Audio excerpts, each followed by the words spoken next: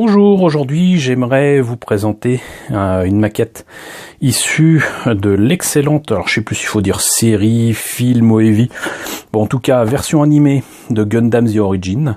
Et d'ailleurs avant de vous parler de ce prototype du Gouf, qui est certainement un de mes mobile suits préférés, pas seulement parce qu'il est bleu, mais parce qu'il est badass, parce que en fait j'ai présenté différentes vidéos de mecha, différentes vidéos de Gunpla, différentes vidéos de Gundam The Origin, et j'ai complètement zappé de vous parler du dernier volume sorti à l'heure actuelle de Gundam The Origin chez mes amis de Pika, volume que voici, et c'est ignoble de ma part, parce que déjà il en sortait pas beaucoup par an, mais en fait quand je l'ai eu entre les mains, je l'ai pas lu immédiatement et il m'a fallu un petit bout de temps pour comprendre que ce volume 23 était en fait le dernier de l'histoire de Gundam. C'est-à-dire que Gundam The Origin, c'est non seulement l'histoire qu'il y a dans la première série de 79, mais c'est aussi tout un tas d'autres histoires parallèles, notamment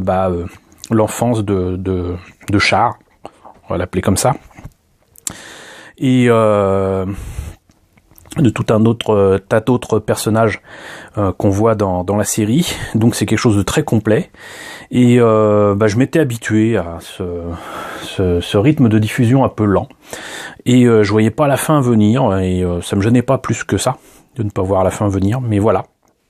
La fin, elle est là, c'est le volume 23, et j'ai su par mon ami Ilyes, coucou Ilyes, que il y avait un volume 24 qui allait sortir en France, qui n'existe même pas. D'ailleurs au Japon en tout cas pas sous cette forme, m'a-t-on dit, et donc devrait pas tarder à sortir chez Pika.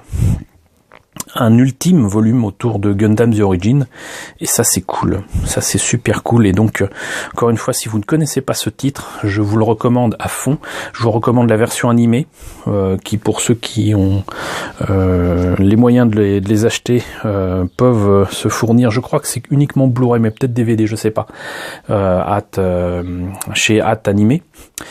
Quoi qu'il en soit, donc de toute façon, je crois qu'à un moment c'était disponible aussi sur YouTube, en légal, hein, j'entends. Et donc voilà, il y a la version animée, mais il y a aussi la version manga.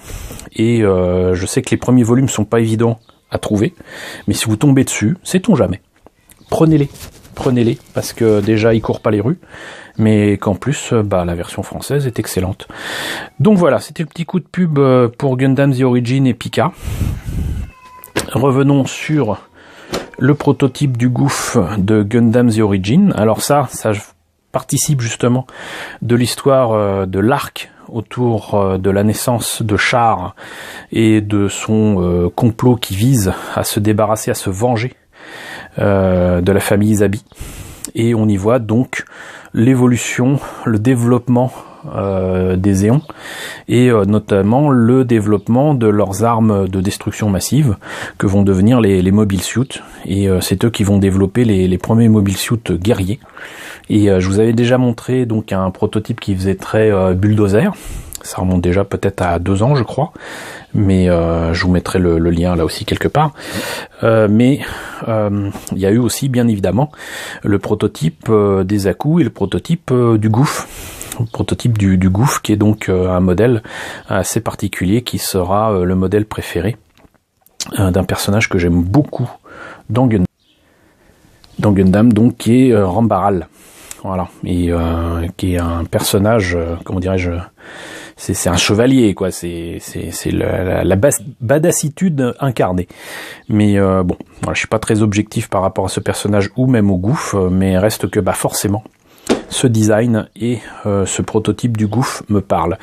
Bien évidemment, il est très différent de ce qu'on voit dans le manga signé de Yoshikazu Yasuhiko. Pour ceux qui ne le savaient pas, c'est de Yoshikazu Yasuhiko, qui est donc le chara designer original de la série de 79 et auteur de nombreux titres que j'aime beaucoup, comme Marion, Venus Wars et beaucoup de choses comme ça. Mais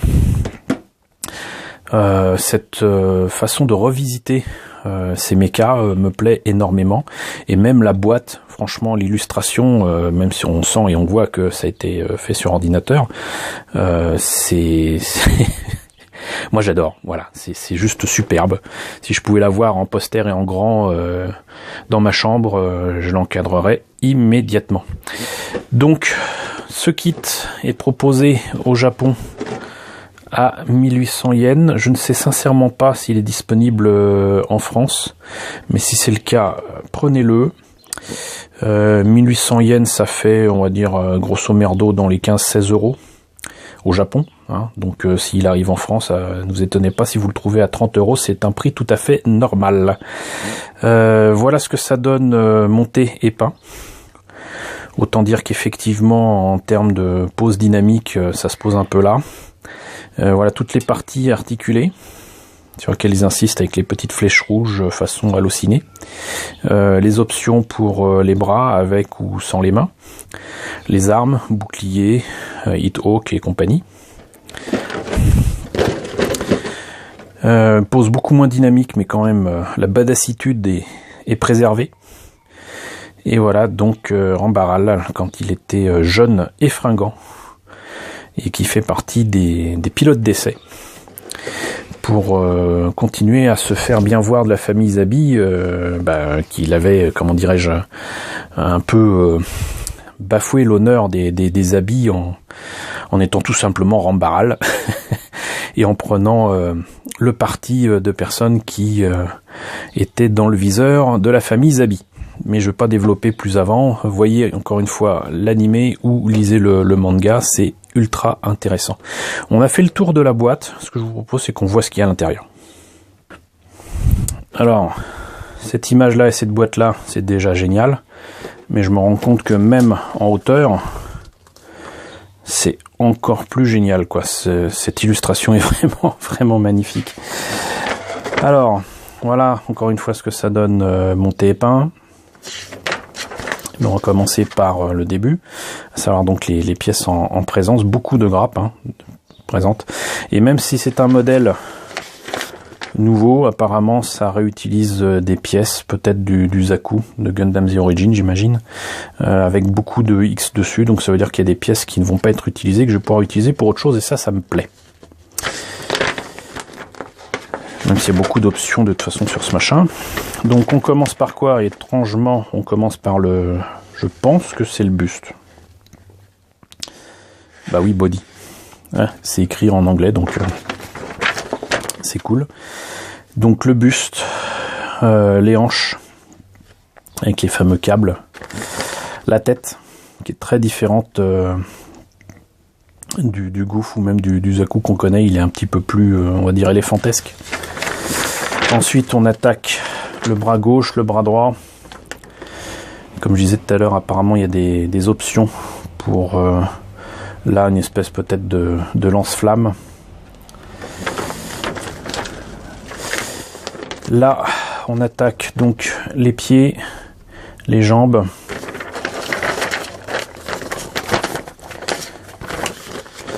On continue étrangement en couleur. On réunit le tout, on fait les boucliers. Le bras qui remplace cette arme là et qui est livré du coup avec une main qui peut tenir du coup un hit-hawk, et enfin le petit socle qui va bien pour tenir ça sur une action base. Et de nouveau des images du modèle monté et peint. Franchement c'est juste magnifique. Pour du 144 c'est quand même assez exceptionnel, quoi. Voir des résultats, des formes pareilles, ça franchement au 1/100e ça serait déjà badass, mais au 144 moi je dis chapeau. Je dis chapeau. Alors, comme d'habitude, on regrettera toujours l'absence de décalco, mais il y a les autocollants.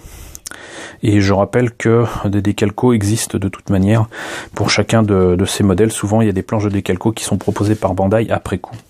Et je vous en ai présenté une il n'y a pas très longtemps avec la présentation d'un kit que j'ai acheté à Japan Expo.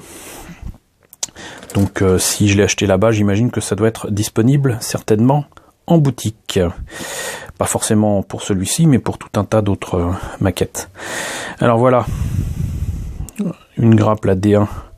Je sais pas trop à quoi ça correspond, certainement des articulations ou quoi. Un bleu qui est légèrement plus clair que je ne pensais qu'il ne serait par rapport à l'illustration. Mais de toute façon, je m'en fous, je vais certainement repeindre tout ça. avec le bleu qui me va bien, mais moi ce que j'adore c'est le détaillage qu'il y a sur les pièces, quoi. C'est juste absolument magnifique. Et là, le cockpit est en partie transparent, exactement comme dans le Gouf, sauf qu'au lieu d'avoir deux parties qui sont certainement ambrées, il y en a trois. Là, on a, je pense, une partie du backpack et des armes. Là, pareil, ça doit être le buste et les hanches, les polycaps. La même grappe que tout à l'heure, un peu plus petit, un bleu un peu différent. Non, c'est le même. C'est juste la lumière qui vacille un petit peu chez moi. Et on notera quand même que les cornes sont pas super pointues, mais ça va. Ils n'ont pas fait un truc pour les mômes avec des cornes rabotées. Et surtout, ce que j'aime bien ici, c'est que là, par exemple, les semelles des pieds sont complètes. Il n'y a pas de trou, il n'y a rien. Des mains qui sont toujours aussi superbes avec les modèles actuels.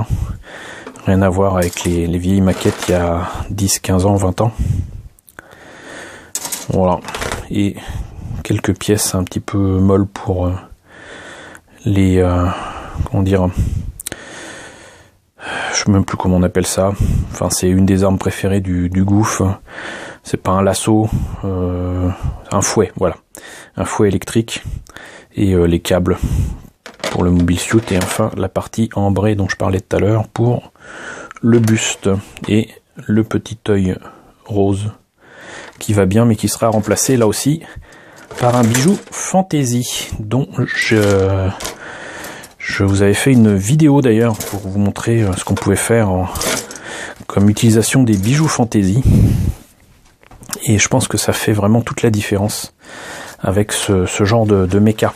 Voilà, plutôt que de mettre un autocollant. Voilà. Bah écoutez, c'en est fini pour la présentation de ce prototype Gouf, qui était donc un modèle de démonstration. J'espère que cette présentation justement vous aura intéressé. N'hésitez pas à me dire ce qu'il en est dans la section commentaires. N'hésitez pas encore une fois à lire Gundam The Origin. N'hésitez pas à liker, n'hésitez pas à partager, n'hésitez pas à vous abonner si ce n'est pas déjà le cas. Coucou aux nouveaux abonnés qui me suivent maintenant régulièrement. On est maintenant 1435, c'est super cool. Coucou aux grands anciens qui me suivent régulièrement. Merci à vous tous de votre fidélité et je vous retrouve très bientôt pour la présentation de nouvelles maquettes Gundam.